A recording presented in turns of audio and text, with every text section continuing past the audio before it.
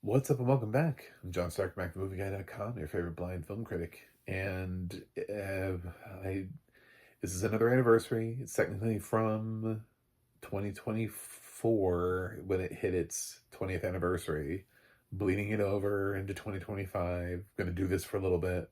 This is an Oscar movie. So it sort of helps transition into Oscar season, because this was nominated at the Academy Awards. Famously, it missed one. Quite famously, it pissed some people off. Although, it pissed a lot. There were a couple of nominations that didn't make the category that this film. But this is Sideways. I love this movie. I don't know that this one was a top 10. I was thinking about that. But this is, I've talked a lot in some of my reviews about, like, I call them like desert island movies, like movies you take to a desert island, or comfort movies. Sideways actually is, I think, I don't know if it's top 10, but I feel like it's got to be top 20 for me, top 25. I don't think it's much lower than that of all time. I adore this movie. I've seen it a bunch.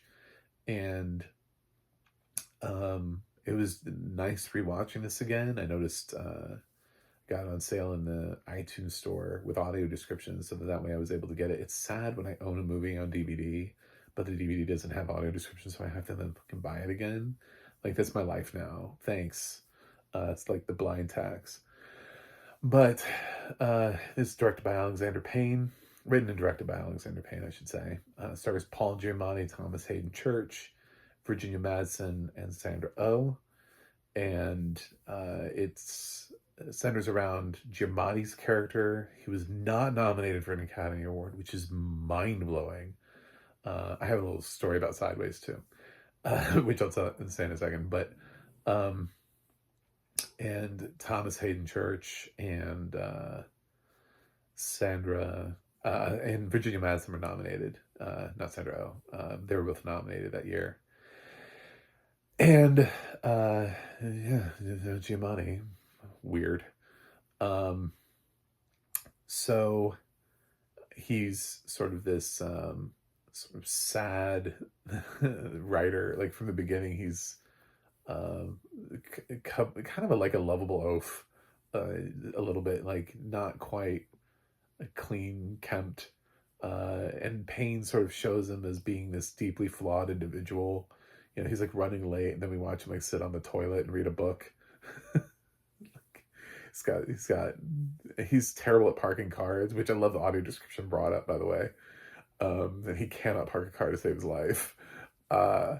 So he joins his friend, his roommate from college, played by Thomas Hayden Church, who is an actor, writer and an actor. You'd think they'd be able to get together and do something anyway, but he's getting married, and this is the boys' weekend. They're going into wine country, and Giamatti's character has quite a lot of history with. In some ways, it kind of makes fun of, the idea that people have all these, I taste a little bit of this and a little bit of that, and it kind of goes into that a little bit. So depending on how you feel about those kind of people, how pretentious you feel, like people who you'll see Sideways in different lights, I should say, depending on how you feel about that culture. It's got a nutty taste, or it can taste the oak. Just like or if you're somebody who's like, it's wine. Because Giamatti's character is very much into, making sure you swish and let it breathe. Like he knows, like secretly he was born to be a sommelier. And Thomas Hayden Church's character is like, can I drink it now? But he's also there to sort of enjoy the beauty and everything of wine country, and I mean, he's not totally the brutish man that you would think in this situation. He and Giamatti have a good rapport back and forth, even though they're not totally polar opposites, but they obviously have some strong differences. Giamatti finds out that his ex-wife has been invited to the wedding, which sort of throws him for a loop. And along the way, they also end up meeting these other women who live in wine country, who are both sort of like waitresses at different places. Sandra Oh's character ends up sort of hooking up with Thomas Hayden Church's character, which creates a lot of conflict for the movie. But Paul Giamatti ends up kind of falling for Virginia Madsen's character, and he is actually available. And he hasn't really allowed himself to even think about things ever since his divorce. So this is all really awkward and new for him, and he has a different approach. You know, Church is more like just uh, much more. He's obviously gotten a lot more attention from ladies, so he's much more comfortable in situations, and that rapport back and forth. There's a really uh, sort of interesting. I remember watching this for the first time and seeing the sex scene and seeing Thomas Hayden Church like fucking from behind, and you're just like, all right, and the legs spread out and just yeah, it was surprising in 2004, and Giamatti's Miles is always just like, oh shit, I gotta get out of this room. But yeah, it's not the only sex scene. It's there's later on there's like a man who like chases Giamatti naked. Um, so it's just a fun sort of trip through wine country. Fun fact is that they tried to turn Sideways into a musical, so you can actually find Sideways the musical out there. There's a cast recording for it. It's possible. Not everything makes it to Broadway. Lots of movies, they try to turn them into musicals and they just never happen. That's the music theater nerd of me telling you this stuff. Um, so, like, sometimes I can find some stuff on YouTube, little clips of things. Like, I really enjoyed, there were a couple things from like the First Wives Club musical that never made it to Broadway that I really liked in some of the songs. So it's very interesting to sort of see these musicals. I mentioned also Cruel Intentions this year also celebrated its 25th anniversary, and there's a musical for that. So yeah, there's a Sideways musical out there. So maybe it'll come to your regional theater wherever you are someday. You'll get to see like the musical adaptation of Sideways. I'd love to see it or do it or whatever, because I'm just really interested in this thing, and I'd love to know what they like. I'd love to see like the book or whatever for it, just to know like how do you do the sex? Are you including the sex scenes? Are they off stage? What are we doing here? Um, uh, and just in general, like the amount of drinking that they do, like you know, obviously they're not drinking real wine, but on stage, but liquid on stage is always interesting to me. So, uh, yeah, it's certainly um it's definitely one of my favorite movies. My funny story was the fact that I was working in movie theaters, and we uh we got our print from another theater. It was like being passed around, and because this is one of those sort of like independent films that started in limited release and platformed out. So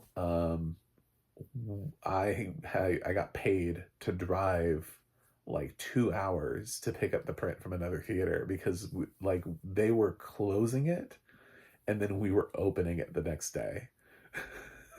So I had to go drive, pick up the print, which gets broken down and put into film canisters, and then drive it back and put it back together so that it can play the literal next day. Now the theater, luckily they canceled their like 9 o'clock showtime, so I was able to get out of there a little bit earlier because of the drive and everything. And I guess at their theater it was at the end of their run. This was when we got it. I guess it was closer to when it was actually getting down, like February. Like it had already been out of theaters for a while, and it was finally bouncing to us. I was like, oh, thank God. I think I'd already seen it in another theater. I drove to see it somewhere else. And yeah, so I had a connection with this movie where it was like, I guess I'll go get the print. So got paid gas money and everything, but then I still had to drive It's like 4 hours of driving, and then I still had to take the time to build up and then screen the print. It's a very long night with Sideways, but luckily a very rewarding one that I really um, enjoyed and adored. So, yeah, that's my journey with Sideways. Just a little incidental story that has nothing to do with anything. But yes, I used to be able to see. That's one of the reasons why I comment a lot on audio description and the lack of accessibility is because I know what it's like to be a sighted person, to just walk around and be like, I'm going to go see a movie today. Which one? I don't fucking know. Does it have the accessibility I need? I don't need accessibility, you know? Just like, I'm just gonna keep walking through life. Oh, the handicap stall's open. Not to use that. Just won't be any problems, all sorts of things.